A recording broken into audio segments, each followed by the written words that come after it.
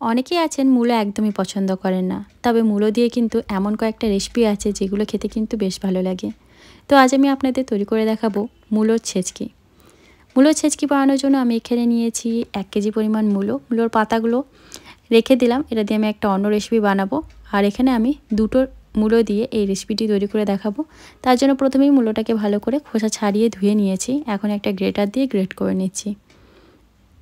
বিভিন্ন আকারের কিন্তু গ্রেটার পাওয়া যায়। ছোট আকারের যে গ্রেটারটা হয় সেই গ্রেটার দিয়ে কিন্তু আমি মূলোটাকে গ্রেট করছি, যাতে একদম মিহি মিহি হয়।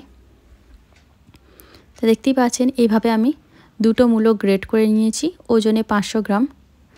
এখন রান্নাটা স্টার্ট করছি। তার জন্য প্রথমে কড়াইতে কিছুটা পরিমাণ সরষের তেল দিয়ে এর মধ্যে দিয়ে দিলাম দুটো শুকনো লঙ্কা। ভালো করে শুকনো লঙ্কাটাকে একটু নাড়াচাড়া করে এর মধ্যে এখন দিচ্ছি 1/4 টেবিল স্পুন পাঁচফোড়ন। পাঁচফোড়নটাকে কয়েক সেকেন্ডের জন্য একটুখানি নাড়াচাড়া করে নিয়ে এর মধ্যে এখন দিয়ে দিচ্ছি মূলো।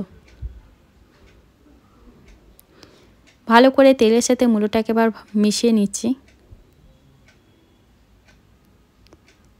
এখন এর মধ্যে দিয়ে দেবো পরিমাণ মতো হলুদ আর লবণ।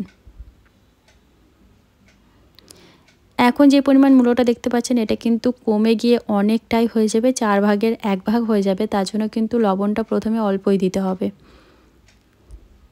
ভালো করে নুন আর হলুদটা মিশিয়ে নেওয়ার পর এখন আমি ঢাকা চাপা দিয়ে এটাকে রান্না করে নেব 3 থেকে 4 মিনিটের জন্য। মাঝে একবার ঢাকনা খুলে নাড়াচাড়াও করে নেব।